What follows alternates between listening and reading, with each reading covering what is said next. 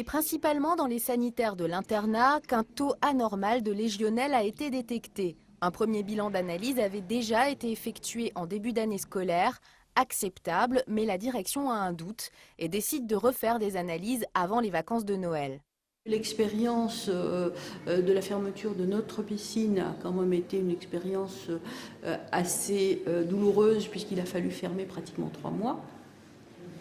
À partir du moment où on détecte des légionnelles, surtout sur une partie où il y a un internat, on prend des mesures de précaution.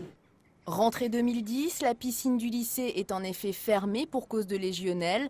En décembre de la même année, c'est la piscine Pierre de Coubertin, à 500 mètres du lycée, qui connaît le même problème. Le principe de précaution est donc suivi consciencieusement.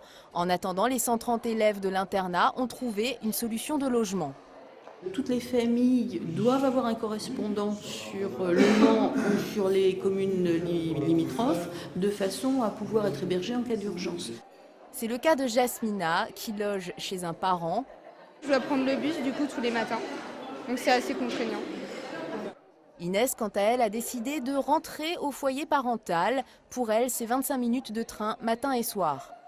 À l'internat, je peux me lever beaucoup plus tard, alors que quand je suis chez moi, je me lève beaucoup plus tôt, donc c'est sûr que ça m'embête et que c'est de la fatigue en plus.